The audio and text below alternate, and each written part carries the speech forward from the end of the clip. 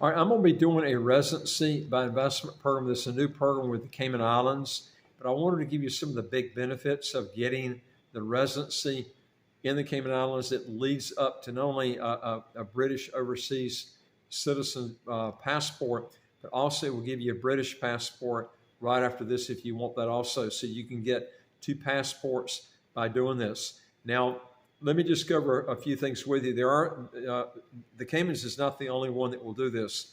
There are other qualifying territories that will allow you not only a British overseas passport, but also a British passport if you actually reside in these countries. Okay, now I'm gonna just ring them out to you real quick. Anguilla, Bermuda is one of them. You got the British Antarctic Territory, British Indian Ocean Territory, British Virgin Islands. You got the Cayman Islands, Falkland Islands, Gibraltar. You got Montserrat, Pitcairn Islands. And I did a video on Pitcairn not too long ago. There's only about 40 people on this island, very remote place. They're actually given free, all kinds of free stuff. They're free land. I actually went through a video on that also. And you can get the British passport also from it.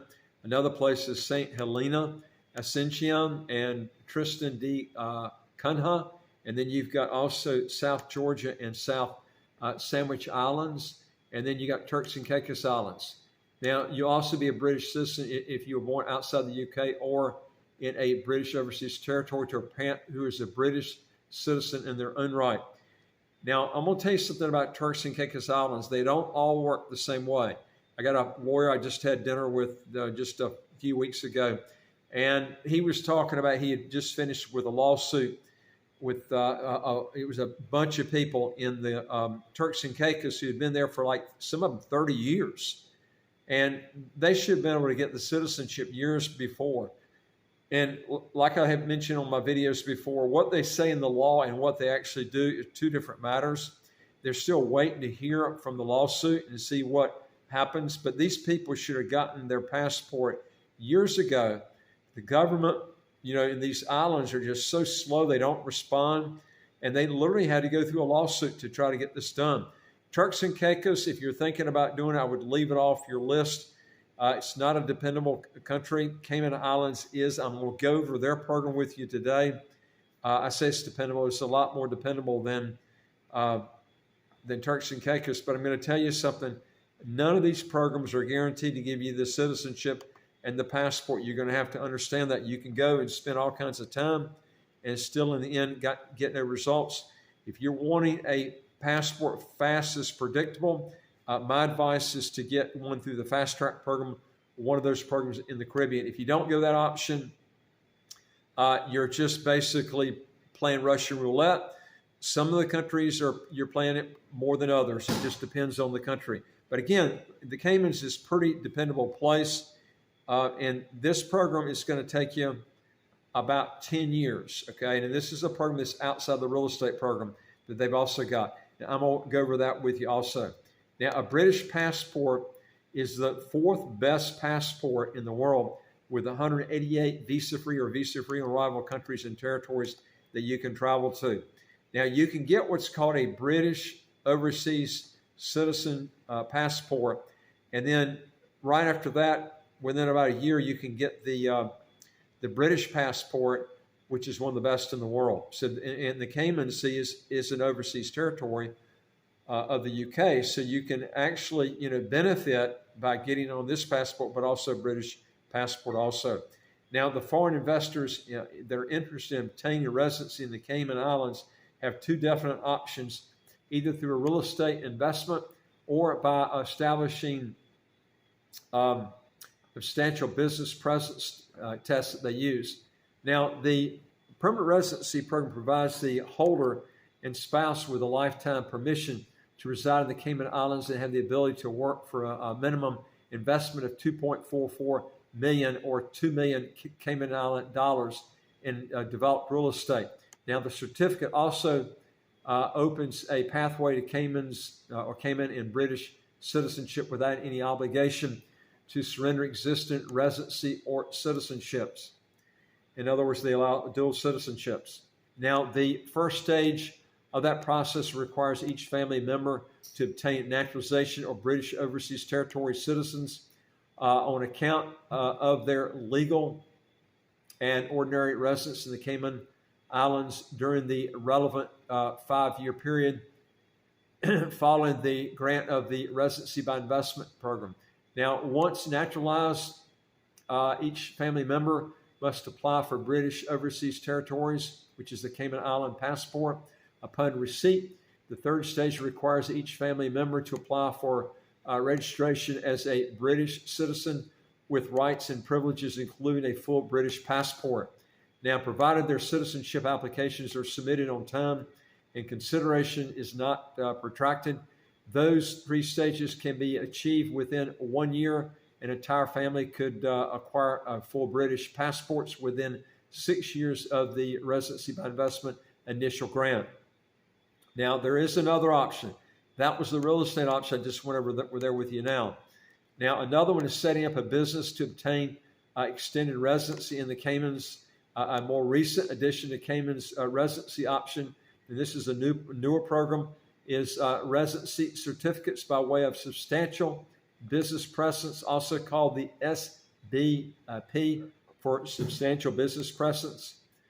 And provided that the individuals involved in businesses and family offices a more straightforward and clearer pathway to residency.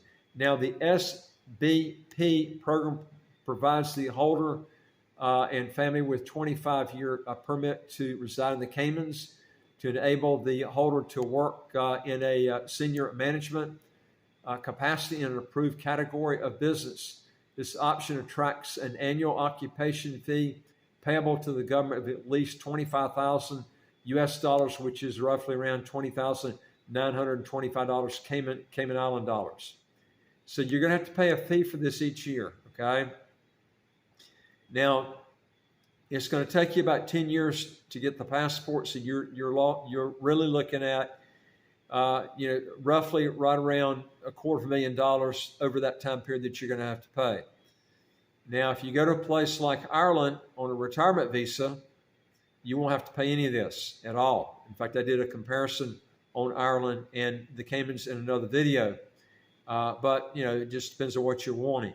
But again, the Irish passport, you would not have to pay anything each year other than just maybe a few $100 to keep your residency and all that, but nowhere close to what you're going to pay in the Cayman Islands. But this is better than forking out $2.4 million for a house in the Caymans, because that's the other option. Now, typically, applicants first incorporate an exempted company carrying on business mainly outside the jurisdiction, and they'll set themselves up as the sole shareholder and director of the firm, and then apply for the SBP to obtain the requisite permission to employ themselves. Now, the SBP route has been very popular over the years with investment managers, financial traders, and many individuals who wish to transfer their global businesses to the Caymans and work from a home office. It's also a preferred option for transferring family offices and a mechanism enabling directors to conduct the day-to-day management and establish the hub of the family office from within the Caymans. Now, the attractiveness of the SBP lies in its simplicity and certainty. Now, there are no renewal applications or associated licensing requirements. There is no requirement for any personal or commercial real estate investments or a need to lease commercial premises. It means you don't have to have an office if you don't want to. You literally can work out of your house. The fact that this route also offers a defined pathway to British citizenship provides further appeal, and the time frame involved is slightly longer than that of the permanent residency route. After 8 years, the family can apply for permanent residency under a point system. This application process involves points being awarded based on criteria relating to employment qualifications, community contributions, investments, financial stability, and demographics. In other words, this is not guaranteed. You need to do some volunteer work. I say you need to. You should be doing it if you want to try to make it, more concrete. You should be investing some money in the Caymans. If you're not going to buy a house I would be putting money with a brokerage company or a bank there. Just don't go there and then not do anything, because this is a point system. You could go there and spend 8 years and not get this passport if you're not going by what I'm telling you right here. Now, again, community contributions, investments, you're looking at financial stability and demographics. Once granted and after a period of 1 year, each family member can embark upon the 3-stage application process to acquire full British passports within 10 years of the initial grant of the SBP. If you want to know more on this, go to our website, www.citizenshipquickly.com, and just ask for some help. And I would like to hear from you. If you got a question or comment, put it below. And don't forget to hit the subscribe button on the right of your screen right here. You'll get new videos automatically as they come out. And I look forward to talking to you in the next video. Take care.